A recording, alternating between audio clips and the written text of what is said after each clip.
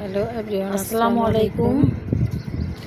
আপনারা যে ব্রিজটি দেখতে পাচ্ছেন, ব্রিজ নয়, এই ব্রিজটি হচ্ছে তুরাগ নদীর উপরে।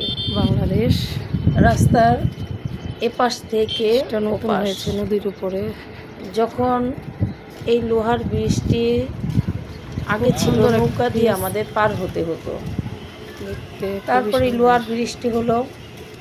লোহার ব্রিজ একটা সময় হয়তো থাকবে না, ওই ব্রিজটা যখন তৈরি হয়ে যাবে ফুল।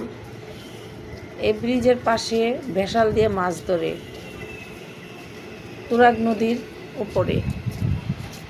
এখন আল্লাহ তাআলার কি অসীম কৃপা, সবসময় ভাবতাম বৃষ্টি কবে কমপ্লিট হবে, কখন হবে। মাশাআল্লাহ, বৃষ্টি কমপ্লিট হওয়ার পথে হয়েও গেছে, আর কিছুদিন লাগবে। এভাবেই মানুষেরকেও আস্তে আস্তে এগিয়ে যেতে হবে আমাদের। এভাবে না আগাতে পারলে আমরা হয়তো সামনে আগাতে পারবো না। এই ব্রিজের মধ্যেই আমাদের হাঁটি হাঁটি পা পা করে চলতে হবে।